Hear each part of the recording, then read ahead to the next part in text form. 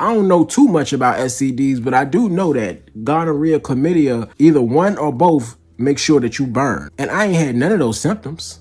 Not one. I go straight to my dad. When you know something going on, I said, nah, I ain't playing about him. I went straight up to my dad's room. Hey, Dad, I got something to talk to you about. What's that? Come in the door. I got gonorrhea and chlamydia. I ain't had a diagnosis. I ain't got no symptoms.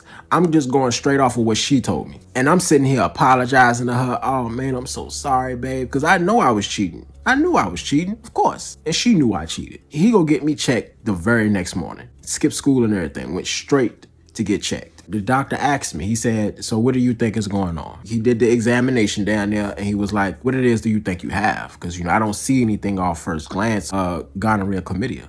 He said, why do you think you have this? Because my girl called me and told me that she has it.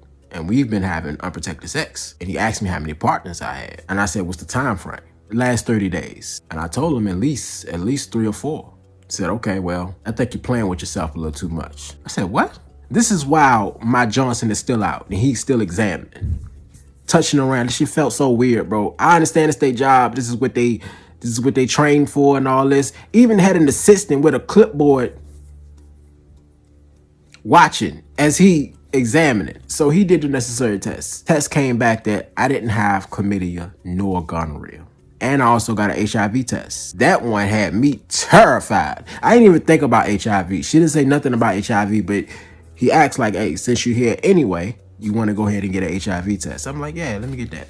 Why not, right? The first 2 tests, he told me right off the back, you ain't got it. But for the HIV test, it was so dramatic. It was just so theatrical. Took me to a whole different room to give me this information. The light all dim. I sit down at this nice little wooden table. It's a lady now. She put a chair out for me. I sit down. She put out this little yellow piece of sheet, put it on the table. And she pointed at the test results. So if you look right here, you showed up negative for HIV.